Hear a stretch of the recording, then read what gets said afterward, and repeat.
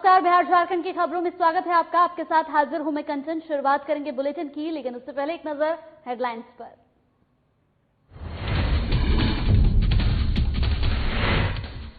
बेरमो विधायक के पार्थिव शरीर के अंतिम दर्शन को उमड़ी भीड़। आए लोगों की ड्रोन कैमरे से हुई निगरानी। थोड़ी देर में सीएम हेमंत सोरेन पहुंचेंगे बेरमो।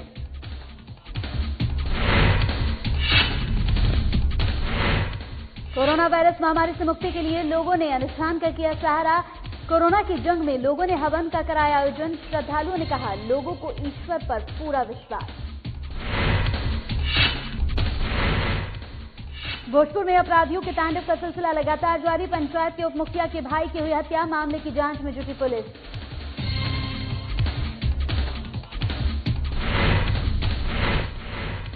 और प्रवासी मजदूरों को करना पड़ रहा है प्रशासनिक उत्पीड़न का सामना। स्क्रीनिंग कराने के लिए 2 दिन से प्रखंड कार्यालय के चक्कर काट रही महिला। मौके पर पदाधिकारी साधे हैं चुप्पी।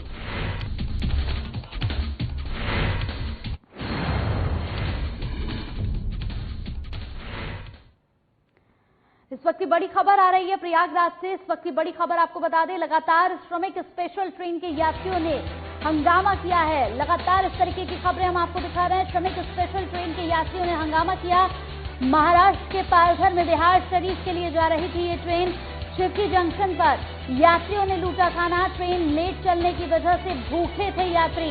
स्टेशन पर बने स्टॉल में यात्रियों ने की तोड़फोड़। इस वक्त की बड़ी खबर आपको बता रहे, स्टेशन पर बने स्टॉल पे यात्रियों ने तोड़फोड़ की। महाराष्ट्र के पालघर में बिहार शरीफ के लिए जा रही थी ये ट्रेन। प्रयागराज से इस वक्त की बड़ी खबर, श्रमिक स्पेशल ट्रेन के यात्रियों ने किया हंगामा। महाराष्ट्र के पालघर से बिहार शरीफ के लिए जा रही थी ये ट्रेन। शिवकी जंक्शन पर यात्रियों ने लूटा खाना। ट्रेन लेट चलने की वजह से ये यात्री भूखे थे। इस पूरी खबर पर ज्यादा जानकारी के साथ हमारे बिहार झारखंड संपादक कुंदन कृतज्ञ हमारे साथ जुड़ गए हैं। कुंदन जी, श्रमिक स्पेशल ट्रेन के यात्रियों ने हंगामा किया है। स्टेशन पर बने स्टॉल में भी उन यात्रियों ने तोड़फोड़ की है। क्या कुछ अपडेट मिल रहा है, क्योंकि लगातार इस तरीके की खबरें हम सुनते आ रहे हैं और दिखाते आ रहे हैं। देखिए कंचन, जब से लॉकडाउन के तीसरे फेज में श्रमिक स्पेशल ट्रेन के द्वारा प्रवासी मजदूरों को लाने का सिलसिला शुरू हुआ है, तब से इस तरह की घटनाएं सामने आ रही हैं। ट्रेन घंटों लेट चल रही है और ट्रेन लेट चलने की वजह से यात्रियों को ट्रेन में सुविधाओं का काफी अभाव हो रहा है। और इसी क्रम में महाराष्ट्र के पालघर से जो ट्रेन नीतीश कुमार, बिहार के मुख्यमंत्री नीतीश कुमार के गृह जिले बिहार शरीफ के लिए चली थी, वह ट्रेन घंटों लेट चल रही थी। जिस ट्रेन को पहुंच जाना था वह लगभग 24 घंटे से भी ज्यादा विलंब से चल रही थी और बीच में यात्रियों को सुविधाएं नहीं मिली। तो कल प्रयागराज के पास शिवकी जंक्शन पर जब ट्रेन रुकी है, तब वहां पर ट्रेन के तमाम यात्री ट्रेन से उतर गए और उन्होंने प्लेटफॉर्म की दूसरी तरफ जाकर जो रेलवे की बिल्डिंग है, जहां पर यात्रियों के लिए खाना बनाने की सुविधा थी और खाना पैकिंग की जा रही थी, वहां पहुंचकर भूखे प्यासे लोगों ने बंद पड़े खाने पीने के स्टॉल का शटर तोड़कर खाने पीने की सभी चीजें लूट ली। स्टेशन पर मौजूद रेलवे कर्मचारियों के अनुसार 200 से ज्यादा यात्रियों ने दिखते ही देखते 6,500 लोगों के लिए तैयार की गई खाने के सामान को लूट लिया। और यह सामान 6,500 यात्रियों के लिए 4 श्रमिक स्पेशल ट्रेन जो आ रही थी उनके लिए बनाया गया था। और यात्रियों का आरोप है कि किसी भी तरीके की सुविधा नहीं थी, न खाने का कोई इंतजाम था और न ही पानी का कोई इंतजाम था। और भीड़ की इतनी ज्यादा संख्या थी, जो यात्री थे तमाम यात्रियों ने मिलकर यह लूटपाट की घटना को अंजाम दिया है। आरपीएफ और जीआरपी के द्वारा इसमें कोई भी कार्रवाई नहीं की गई है। और कंचन, साथ ही आपको बता दें कि इस तरीके की कई सारी घटनाएं हो रही हैं। कल एक दूसरी घटना हुई है मोहाली में, जहां पर मोहाली से श्रमिक स्पेशल ट्रेन बिहार आना था और वहां पर ट्रेन को अंतिम घंटे में रद्द कर दिया गया। और उसके बाद वहां पर जो मजदूर आए थे जिन्हें बिहार वापस लौटना था, उन मजदूरों ने मोहाली के स्कूल मैदान में जमकर पत्थरबाजी की और स्थानीय थाने के एसएचओ की गाड़ी को भी क्षतिग्रस्त कर दिया। साथ ही पूर्णिया से के लिए ट्रेन छपरा पहुंच गई। यह एक बहुत बड़ी विडंबना है रेलवे की। ट्रेन आनंद विहार टर्मिनल, नई दिल्ली के आनंद विहार टर्मिनल से पूर्णिया के लिए चली थी और ट्रेन गलत रूट पर आकर वह ट्रेन छपरा पहुंच गई और इसके बाद भी वहां यात्रियों का काफी गुस्सा देखने को मिला। तो कुल मिलाकर जिस तरीके से पूरी व्यवस्था की जा रही है, कहीं न कहीं व्यवस्था में खामी नजर आ रही है। कंचन, चलिए, बहुत बहुत शुक्रिया कुंदन हमारे साथ जुड़ने के लिए।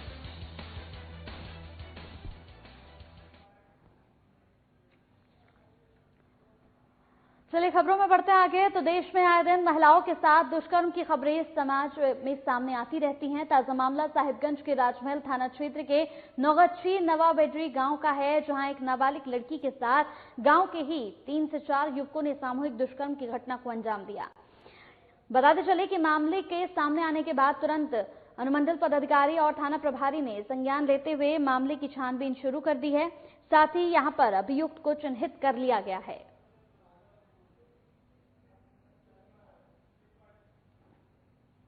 द्वारा जो है सो उनके साथ बलात्कार करने की कोशिश की गई थी, तो उसके एलिगेशंस हुए थे। तो सुबह में लोगों ने यहाँ पर आए थे और उसके बाद तुरंत हमारी पुलिस टीम, हमारे प्रशासन की टीम, अनुमंडल पदाधिकारी सभी लोग यहाँ पहुँचे और जो दोनों समुदाय के लोग थे दोनों को समझाया गया। दोनों साइड के लोगों ने लोगों से अपील की कि शांति सौहार्द को बनाए रखना है। ये एक क्रिमिनल केस है, ठीक है, और इस पर जो है कानूनी कार्रवाई की जाएगी। एक व्यक्ति की गिरफ्तारी भी की गई है, केस की इन्वेस्टिगेशन हो रही है और आगे जो भी इसमें दोषी होंगे उनके खिलाफ कार्रवाई की जाएगी।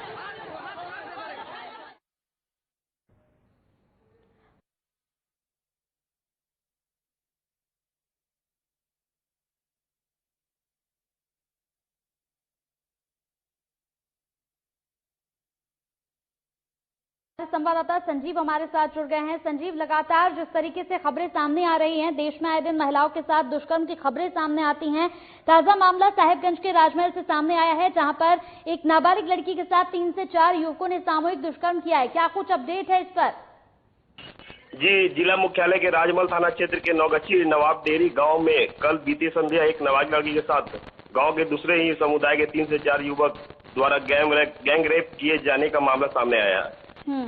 उधर जैसे ही इस घटना की जानकारी आज सुबह गांव वाले को मिली, इसका विरोध प्रदर्शन करते हुए राजमहल मंगलहाट सड़क को जाम कर दिया। वहीं आरोपियों की जल्द से जल्द गिरफ्तार करने के लिए सड़कों पर अगजनी भी किया जा रही है। तो संजीव, अभी तक आरोपियों की गिरफ्तारी इस पूरे मामले पर नहीं हो पाई है? जी, अब एसपी के द्वारा पुलिस अधीक्षक अनुरंजन किस्पोट्टा ने बताया कि पीड़ित के परिजनों से पुलिस को सूचना मिलते ही एक आरोपी को गिरफ्तार कर लिया गया। जल्द से जल्द अन्य आरोपियों की गिरफ्तारी की जाएगी। चलिए, बहुत बहुत शुक्रिया हमारे साथ जुड़ने के लिए। तो देश में आए दिन महिलाओं के साथ दुष्कर्म की खबरें सामने आती रहती हैं।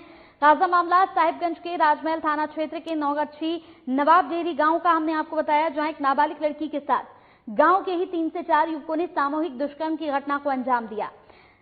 जब ये पूरा मामला सामने आया तो अनुमंडल पदाधिकारी और थाना प्रभारी ने इस पूरे मामले का संज्ञान लिया और छानबीन शुरू कर दी। साथ ही अभियुक्त की चिन्हित यहां पर कर लिया गया है अभियुक्त को, और जल्द ही उनकी गिरफ्तारी भी की जाएगी। जैसा कि अभी हमारे रिपोर्टर ने बताया कि एक आरोपी की गिरफ्तारी हो चुकी है, लगातार छापेमारी की जा रही है।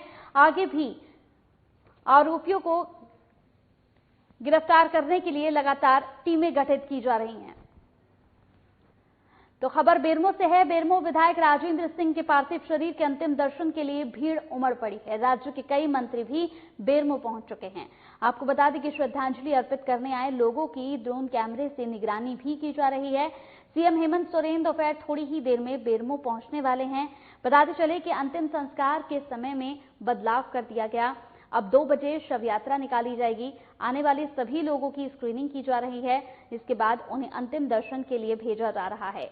श्रद्धांजलि देने के लिए अब तक राज्य मंत्री बादल पत्रलेख, रांची विधायक सीपी सिंह, सांसद चंद्रप्रकाश चौधरी, कांग्रेस के प्रदेश कार्यकारी अध्यक्ष राजेश ठाकुर श्रद्धांजलि देने के लिए बेरमो पहुंच चुके हैं।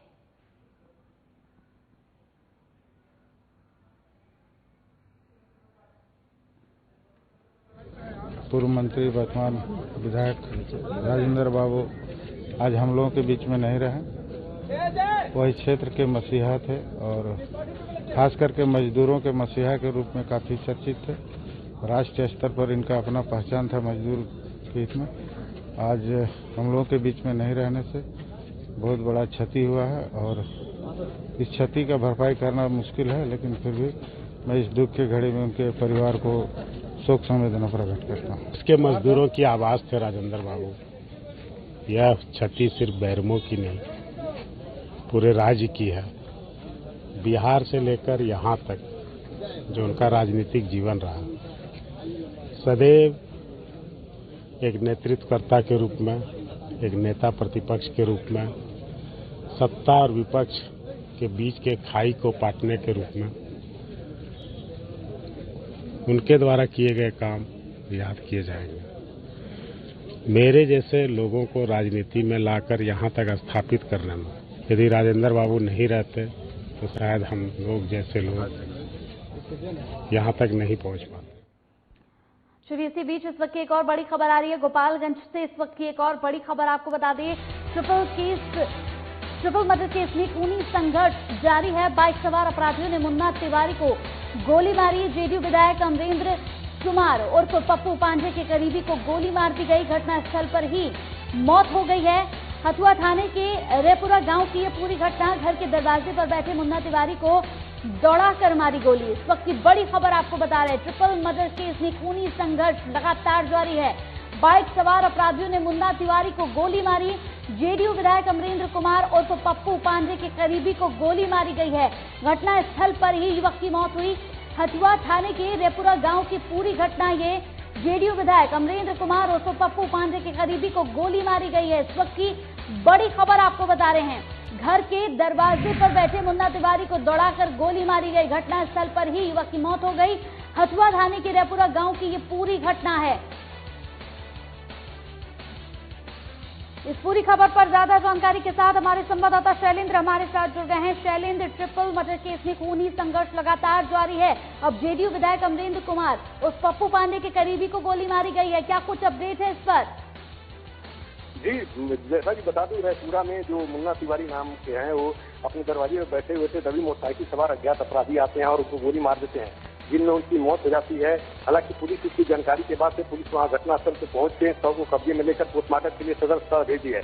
लेकिन सबसे बड़ी बात है कि तकरीबन 1 साल के अंदर में लगातार कई बड़े बड़े घटना जो कि हथुआ थाना क्षेत्र अंतर्गत में घटा हुआ है, बड़े बड़े घटना हुई है। लेकिन पुलिस जो है, अगर इस तरह से कहा जाए तो इस अपराध से अंकुश लगाने में कहीं न कहीं नाकाम दिख रही है। हालांकि हर जितने भी कांड हुआ है उसमें अपराधी घटना कर दिए हैं। उसके बाद से पुलिस कुछ दिन बाद उसका उद्भेदन किया है, पकड़ा है, लेकिन दावा तो रही है। और अभी लगभग 48 घंटा से 50 घंटा नहीं हुआ, ये 3 लोगों को, जैसे कि 2 दिन पहले भी एक हत्या हुई थी जिसमें कि एक ही परिवार के 3 आदमी को गोली मार के हत्या कर दी गई थी। और आज फिर एक अपराधी, बेखौफ अपराधी फिर आज एक मुन्ना तिवारी नामक युवक की हत्या कर दे रहे हैं। तो इससे कहीं न कहीं लोगों के दिल में काफी भय का माहौल हो गया है। और बिल्कुल शैलेंद्र, दहशत का माहौल तो हो ही गया है। साथ ही इस पर क्या कुछ कार्रवाई अभी तक हो पाई है शैलेंद्र?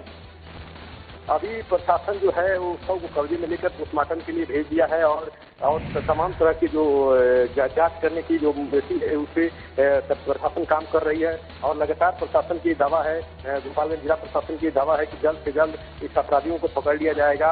हालांकि कई तरह से अज्ञात अपराधी हैं, तो इससे कई एंगलों से, क्योंकि उत्तर प्रदेश बिहार के बॉर्डर इलाका भी पड़ता है, तो उत्तर प्रदेश बिहार की जो गोपालगंज प्रशासन है वो संपर्क करने की कोशिश कर रही है ताकि वहां से भी इससे मदद किया जाए। क्योंकि अपराधी लगातार अपराध के बड़े बड़े घटना के अंजाम देकर, और देखा गया है कि उत्तर प्रदेश में जाते हैं और वो अपने जान को बचा लेते हैं। जी चलिए, बहुत बहुत शुक्रिया शैलेंद्र हमारे साथ जुड़ने के लिए।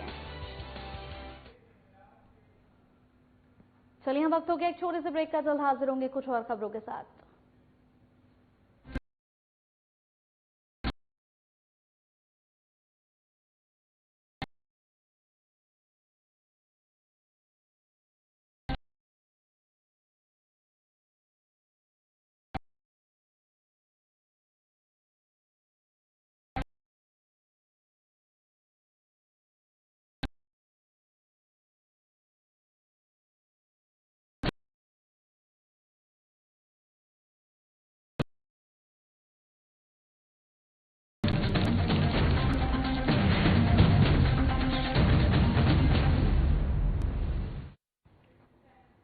ब्रेक के बाद स्वागत है आपका। तो खबर वैशाली के महुआ से है, जहां कोरोना वायरस महामारी मुक्ति के लिए लोगों ने अनुष्ठान का सहारा लिया है। इसी के तहत फुलार गांव में हवन यज्ञ का आयोजन भी किया गया, जहां बड़ी संख्या में लोग कोरोना वायरस से मुक्ति के लिए हवन कर रहे हैं। वहीं इस दौरान वैदिक मंत्रोच्चारण के साथ पूरा इलाका यहां पर गुंजायमान होता नजर आया। आपको बताते चले कि श्रद्धालुओं का कहना है कि कोरोना वायरस महामारी से मुक्ति के लिए लोगों को ईश्वर पर पूरा विश्वास है।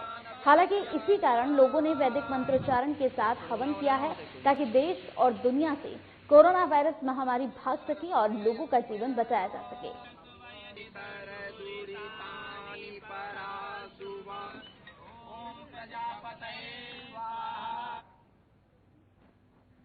तो वहीं भोजपुर जिले में आजकल अपराधियों के तांडव ने भोजपुर पुलिस की कार्यशैली पर सवाल निशान खड़ा कर दिया है।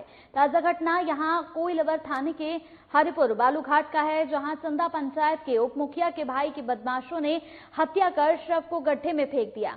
वहीं सूचना पाकर पुलिस ने शव को कब्जे में लेकर पोस्टमार्टम के लिए सदर अस्पताल भेजा और मामले की छानबीन में जुट गई। सनी भैया जा रहा था बालू लेकर, तो देखा कि उसके पापा और एक बलमेश्वर पांडे दोनों साथ में जा रहे थे। तो सनी भैया ध्यान नहीं दिया, वो लेकर चला गया बालू बेचने के लिए। उधर से जब शाम को आया तो घर पे मालूम चला कि अभी तक वो नहीं आया है। तो फिर हम लोग खोजने के लिए सभी कोई गए, तो खोजते खोजते करीबन 1-2 सुबह हो गया। तब हमको सोन नदी में गड्ढे में हम लोग को उनका लाश दिखाई दिया।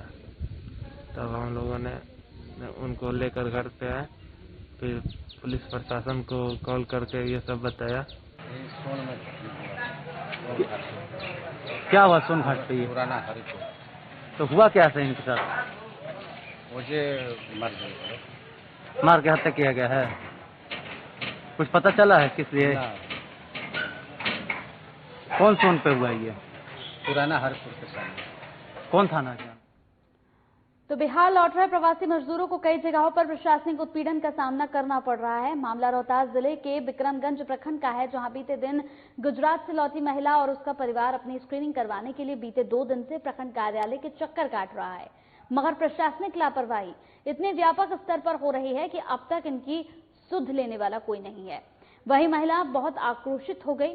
हालांकि इस संबंध में जब पदाधिकारी से बातचीत करने की कोशिश की गई तो उन्होंने बात करने से ही साफ इनकार कर दिया।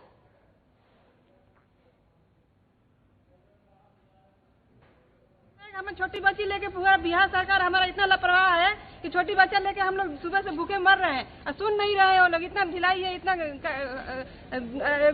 लापरवाही है। खा रहे, कोई नहीं सुन रहा है। वो बोल रहा है वहाँ जाओ, किसके पास जाए हम? आप लोग बोले खड़े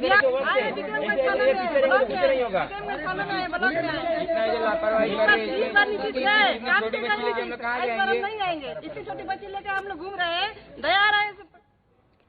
तो प्रवासियों का अपने गृह राज्य में आने का सिलसिला लगातार जारी है और इसी कड़ी में श्रमिक स्पेशल तीसरी ट्रेन सुबह करीब 5 बजे 697 यात्रियों को लेकर सूरत से जमुई स्टेशन पहुंची, जहां सभी प्रवासियों के लिए स्टेशन परिसर पर ही प्रशासनिक तंत्रों की ओर से पुख्ता इंतजाम किए गए।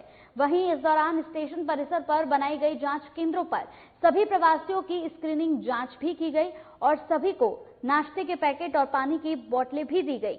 साथ ही यहां पर एसडीपीओ द्वारा सभी यात्रियों को संबंधित ब्लॉक में भेजने के लिए वाहनों की भी व्यवस्था की गई थी, जिसके लिए संबंधित प्रखंड और पंचायतों के एसएचओ, बीडीओ और संबंधित पदाधिकारी भी मौके पर मौजूद रहे।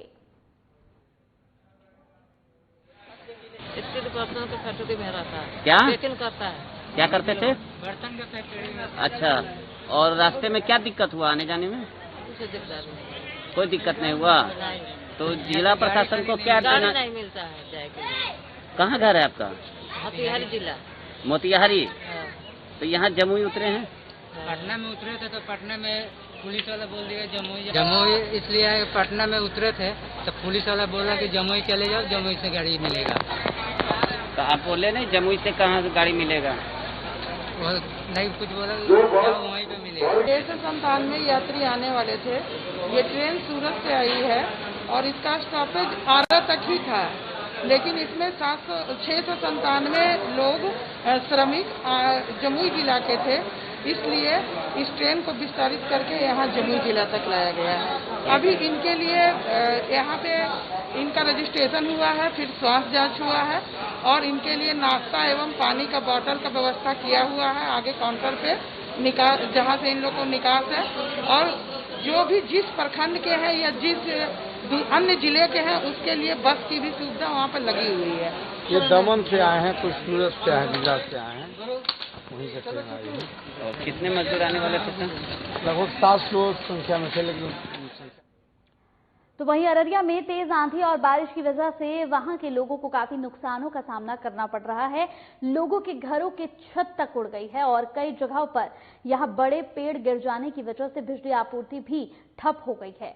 वहीं पेड़ गिरने से कई दुकानों को भी नुकसान पहुंचा है। उधर फारबिसगंज में भी बताते चले कि आंधी पानी से यहां पर फसलों को भी भारी नुकसान पहुंचा है।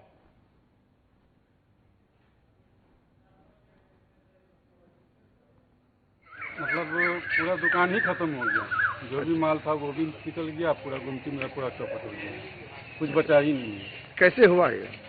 रात में जो आंधी आई है उसी कारण से ये हुआ, गाछ के गिरने के कारण। ये कितना गाछ कै गो दुकान क्षति हुआ लगभग? मेरा बगल मेरा तो पूरा दुकान खत्म हो गया। अच्छा, बिजली का तार भी टूटा गया? बगल वाले का भी बिजली का तार भी टूट गया? हाँ, दीवार मतलब तार भी टूटा है। तो देश के रेड जोन में शुमार सूरत शहर से अपने गृह राज्य लौटे प्रवासी मजदूरों को अब यहां दर्द के तोहफे मिल रहे हैं। खासकर मोकामा और घोसवरी प्रखंड के क्वारंटीन सेंटरों पर भारी कुव्यवस्था का आलम है। भले ही सुशासन बाबू वीडियो कॉन्फ्रेंसिंग से मजदूरों की फीडबैक को लेकर बिहार में उत्तम व्यवस्था का दावा करते नजर आते हैं, लेकिन मोकामा और घोसवरी के क्वारंटाइन सेंटरों की हालत यहां किस तरीके से खराब है वो सभी के सामने है। नौरंगा जलालपुर में बने 2 क्वारंटीन सेंटरों के प्रवासी मजदूर जानवरों की तरह जी रहे हैं। सरकारी नुमाइंदों ने इन केंद्रों के तकरीबन 60 प्रवासी मजदूरों को भगवान भरोसे छोड़ दिया है। वह इन प्रवासी मजदूरों की जान घर से भोजन पानी से ही बच रही है।